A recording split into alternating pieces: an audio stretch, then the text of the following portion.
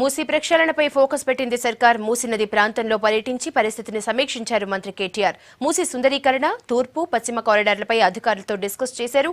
ఉదయం నుంచి సాయంత్రం వరకు మూసీ వెంట పర్యటించిన కేటీఆర్ కు నది ప్రక్షాళన, అభివృద్ధి కార్యక్రమాలపై అధికారులు పవర్ పాయింట్ ప్రెజెంటేషన్ ఇచ్చారు.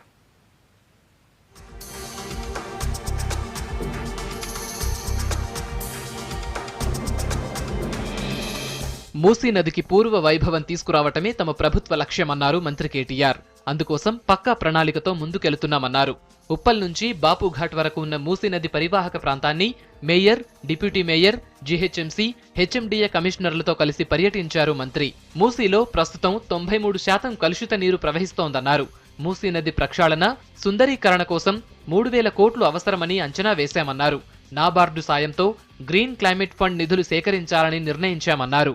మూసీ నదికి పూర్వ వైభవం తీసుకురావడానికి అన్ని రకాల ప్రయత్నాలు కూడా ఈ ప్రభుత్వం చేస్తుంది. ప్రస్తుతం మూసీ పరిధి ఏదైతే ఉన్నదో దాదాపు 30 కిలోమీటర్ల మేర 51 నాలాలు ఏవైతే మూసీలోకి ఈ రోజు వ్యర్థ జలాలను తీసుకొని వస్తా ఉన్నాయి. ప్రతి నాలా మీద కూడా ఎక్కడ అవసరం ఉంటే అక్కడ ఎస్టీపీలు పెట్టాలి. దాదాపు 10 చోట్ల గుర్తించాం అట్లాంటివి. మరి పెద్ద మొత్తంలో నిధులు కూడా అవసరం. దాదాపుగా 3000 కోట్లు సుమారుగా డబ్బులు అవసరం అనేది ఒక ప్రాథమిక అంచనా.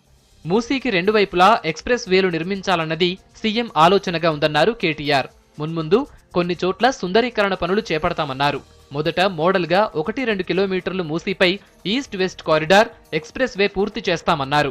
స్థల సేకరణ విషయంలో కోర్టుల నుంచి సమస్యలు రాకుండా, ప్రజలకు ఇబ్బంది లేకుండా ప్రాజెక్టు చేపట్టాలని నిర్ణయించామన్నారు కేటీఆర్.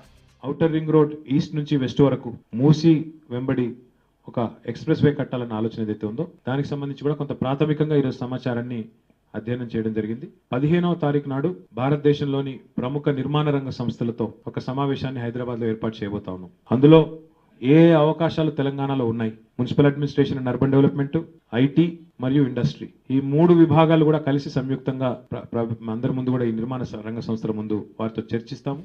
హైదరాబాద్ మెట్రో డెవలప్మెంట్ అథారిటీని మరింత బలోపేతం చేస్తామన్నారు కేటీఆర్. హెచ్ఎండిఏను ప్రైవేటు రియల్ ఎస్టేట్ సంస్థలకు ధీటుగా తయారు చేస్తామన్నారు. ప్లాట్లు డెవలప్ చేసి హెచ్ఎండిఏ ద్వారా వేలం వేస్తామన్నారు. హెచ్ఎండిఏను కొత్త తరహాలో ఒక ప్రైవేట్ నిర్మాణ రంగ సంస్థ ఎంత అగ్రెసివ్ గా అయితే పనిచేస్తుందో అంత అగ్రెసివ్ గా హెచ్ఎండిఏ పనిచేయాల్సిన అవసరం ఉంది.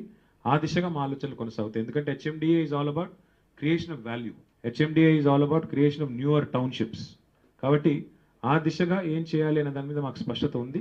తప్పకుండా చేస్తాము. అభివృద్ధి పనులపై 10 రోజుల్లో అన్ని రిపోర్టులు తయారు చేసి ముఖ్యమంత్రికి అందజేస్తామన్నారు కేటీఆర్.